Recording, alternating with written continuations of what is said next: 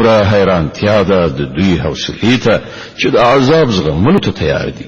ذلك بأن الله نزل الكتاب بالحق وإن الذين اختلفوا في الكتاب لفي شقاق بعيد.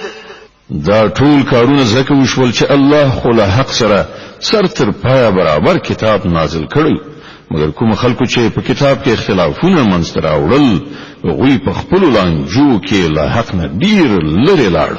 ليس البر أن تولوا وجوهكم قبل المشرق والمغرب ولكن البر من آمن بالله واليوم الآخر والملائكة والكتاب والنبيين وآتى المال على حبه ذوي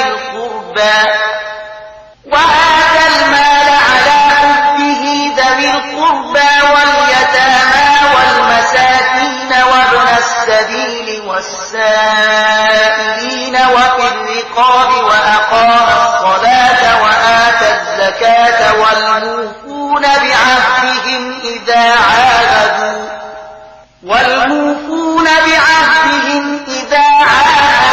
والصابرين في البأساء والضراء وحين البأس أولئك الذين صدقوا وأولئك هم المتقون. نیکی یوازې دا نه ده چې تاسو خپل مخونه ختیځ لوري ته واړوي یا لویدیځ لوري ته، بلکې نیکی دا ده چې انسان الله او د قیامت ورځ او پرختیا او د الله نازل کړای شوی کتابونه او د هغه پیغمبران د زړونو کومي ومني او د الله په مینه کې خپل ګران مالونه په خپلوانو، یتیمانو، مسکینانو، پردیسیانو، درویزګرو او د غلامانو په ازادۍ مصرف کړي، المنځ قائم کړي، زکات ورکړي، او نیکان هغه کسان دي چې کله وعده وکړي ترسره یې کړي، او د تنګسي او غمونو په وخت کې او د حق او د باطل په جګړه کې صبر وکړي. همدا ریښتینی او همدا پرهیزګار خلک.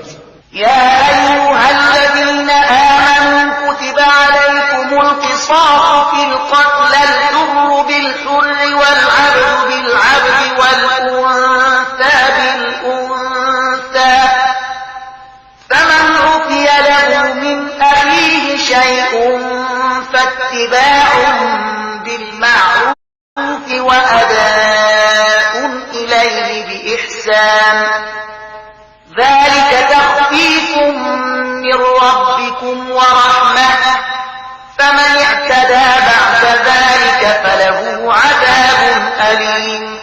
ای مؤمنانو، ستاسو لپاره د قتل په دعوا کې د قصاص حکم لیکل شوی دی.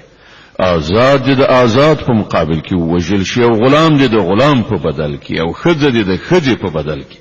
هو کله کوم قاتل سره د هغه دینی ورور یو څه نرمي کولو ته تیار وي نو په خو وجه د وژنې د بدل په باب اقدام وشي او پر قاتل باندې لازمه ده چې په صداقت سره خونه ورکړي. دا ستاسو د رب له خوا سانتیا او رحمت ده. کله دین ورسته څوک تجاوز وکړي د هغه لپاره دردونکی عذاب ده. ولكم في القصاص حياة يا أولي الألباب لعلكم تتقون.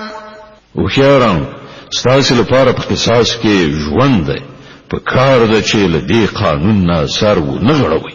كتب عليكم إذا حضر أحدكم الموت إن ترك خيرا الوصية للوالدين والأقربين بالمعروف حقا على المتقين. پر تاسو باندې فرض کړئ شوی ده چې کله له تاسو نه د کوم یو د مرګ وخت را نږدې شي او هغه له ځانه وروسته مال پریږدي نو مور پلار او خپلوانو ته دې په مناسبه توګه وصیت وکړي. دا حق دی پر پرهیزګارانو. فمن بدله بعد ما سمعه فإنما إثمه على الذين يبدلونه إن الله سميع عليم. نو چا چې وصیت واورید او بیا هغه بدل کړ نو د هغه وبال به د بدلونکو په غاړه وي. الله د هر څه اوریدونکی او په هر څه پوهیدونکی دی. فمن خاف من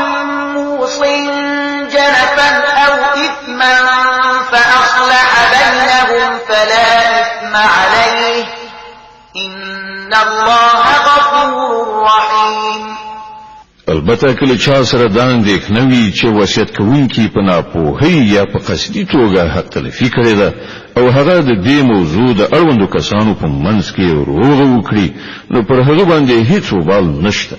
الله بخونکی او رحم کوونکی دی. يا أيها الذين آمنوا كتب عليكم الصيام كما كتب على الذين من قبلكم لعلكم تتقون. اے مؤمنان پر تاسو روزه فرض کړئ شوي لکه چې له تاسو نه د مخکې پیغمبرانو په پیروانو فرض کړئ شوي وي. لدینه دا هیله ده چې تاسو کې د پرهیزګارۍ صفت پیدا شي. أياما معدودات فمن كان منكم مريضا أو على سفر فعدة من أيام أخر وعلى الذين يطيقونه فدية طعام مسكين فمن تطوع خيرا فهو خير له وأن تصوموا خير لكم إن كنتم تعلمون. د څو ټاکلو ورځو روزي دي کله تاسو نه څوک ناروغ یا پردیس وي نو په نورو ورځو کې د همغومره شمیر پوره کړي او کوم خلک چې د روزي نیولو وسه نه لري لکه د لوی عمر او دوامدار مرض خاوندان او نه نیسي نو هغه د فدیه ورکړي. د یوې روزي فدیه یو مسکین ته خواړه ورکول دي او څوک چې په خپل مینه څه زیاته نیکی وکړي نو دا د همغه لپاره غوره ده. خو که تاسو په هیګي نو تاسو لپاره ښه هم دا د چې روزه ونیسئ. د بقره مبارکه سوره چې د قران عظیم شان دوهمه سوره ده په مدینه منوره کې را نازله شوې ده. 280 مبارک آیاتونه لري.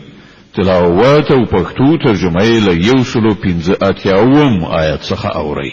شهر رمضان الذي أنزل فيه القرآن هدى للناس وبينات من الهدى والفرقان فمن شهد منكم الشهر فليصمه ومن كان مريضا أو على